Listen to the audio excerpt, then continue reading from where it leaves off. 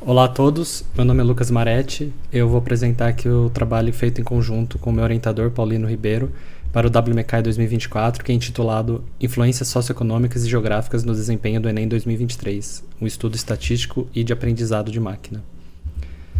A motivação para esse trabalho é inspirada em uma frase que é muito repetida na comunidade de ciência de dados, que é a correlação não implica causalidade.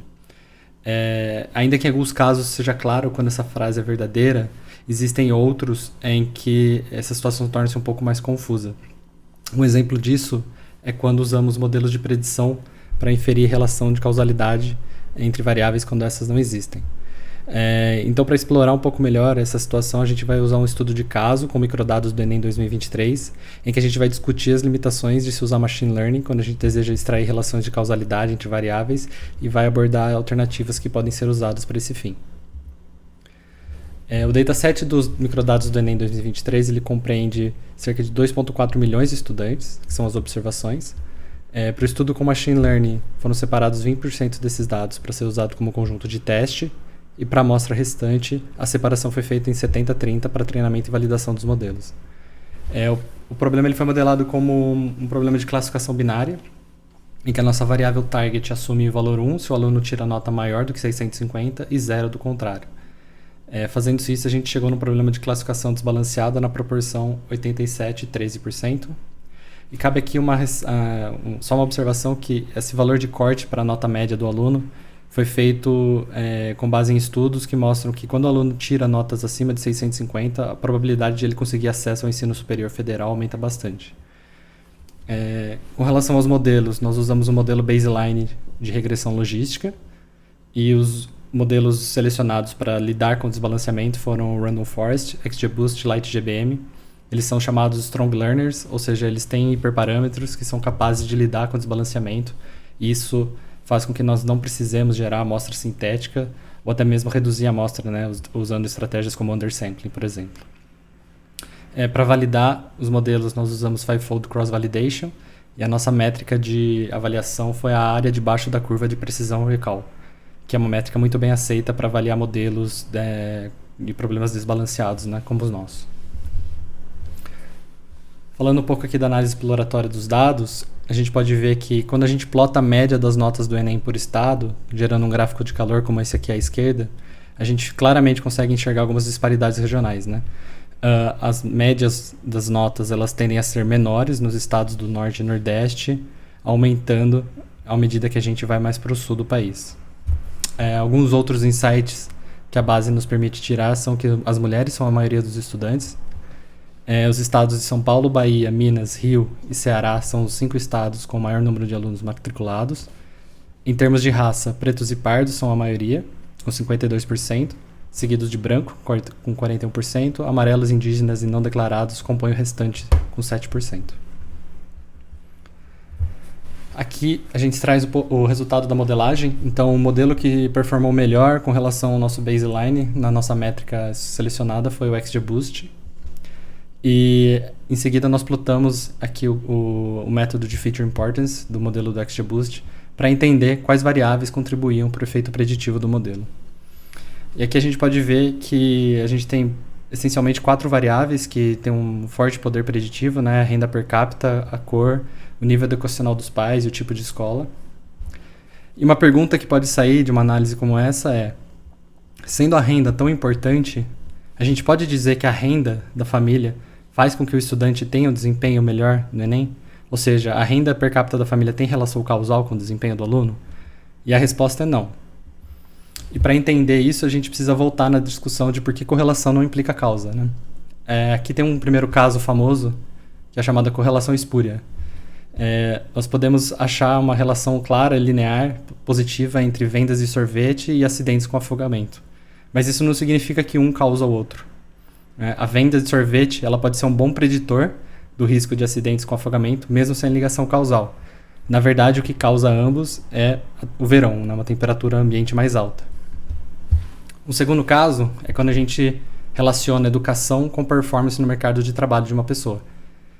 Também existe uma relação positiva entre a educação e performance no trabalho, mas a gente muitas vezes deixa de considerar também uma variável que é a capacidade cognitiva da pessoa, que afeta tanto a educação quanto a performance. Esse é o caso da variável confundidor, que também deve ser levado em conta numa análise. Então, para deixar essa discussão mais enriquecida, cabe aqui uma distinção de que modelos preditivos, como os estudados nesse trabalho, eles respondem a perguntas do tipo: qual o valor esperado de y dado que eu observo x? Né? Esse tipo de trabalho, de estudo, ele baseia-se apenas em correlações observadas e ele pode mudar, falhar quando a distribuição dos dados muda. Em contrapartida, quando falamos de inferência causal, o tipo de problema que a gente está buscando entender é o que aconteceria com o meu y se eu intervisse e mudasse x. Então, existe até esse operador do x, que representa essa intervenção, em que implica que nós estamos fixando as demais variáveis e só intervindo em x. Ele requer um reconhecimento da estrutura causal do problema, e geralmente essa estrutura é representada através dos grafos DAGs, e permite generalizações para novos contextos e populações de dados. Falando um pouquinho aqui da modelagem causal, usando DAGs, né?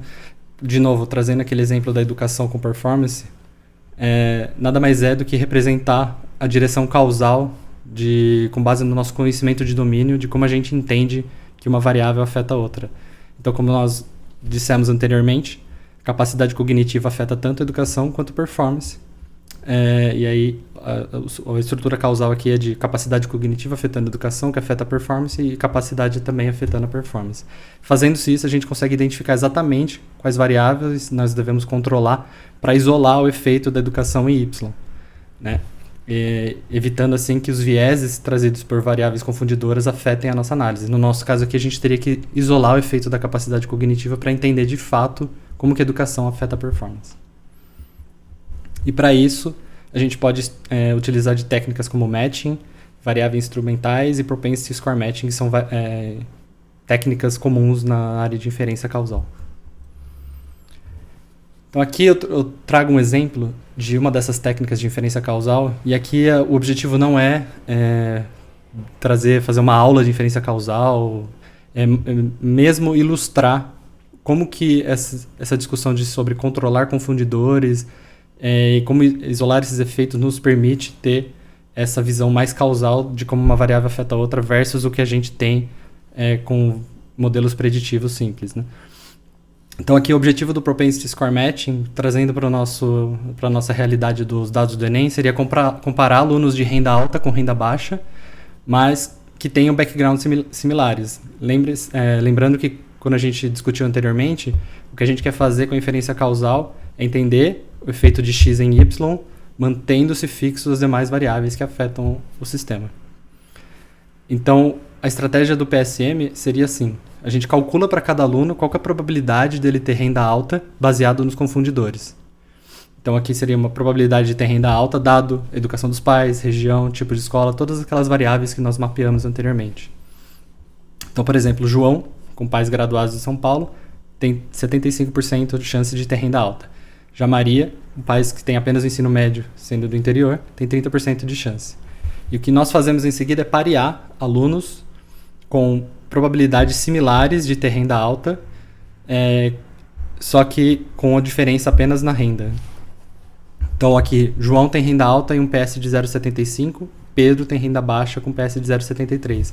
Isso significa que mesmo tendo rendas diferentes, eles vêm de contextos muito similares. Ou seja, dois alunos com PS similar são comparáveis em termos de background. E o que nós fazemos em seguida com eles é fazer a diferença das notas de cada um desses pares. Porque eles são similares no background, diferindo apenas na renda. Então aqui para o João e para o Pedro, a gente teria uma diferença de 70 pontos na nota do Enem. O João tendo tirado 750 e Pedro 680. Isso aqui é apenas um exemplo hipotético, tá? Para ilustrar como a técnica funciona. E a gente faria isso sucessivamente para todos os pares formados na nossa base de dados. E o que a gente teria disso seria um efeito médio, por exemplo, de 72,5 pontos. E aí a gente poderia ter uma interpretação causal disso, de que, de fato, a renda alta causa, em média, um aumento de 72,5 pontos no Enem. E esse efeito é consistente entre os pares, né? Tem baixa variabilidade. Então, resumindo, esse é um efeito causal porque a gente comparou alunos muito similares em outros aspectos, reduzindo assim o efeito de vieses na nossa análise.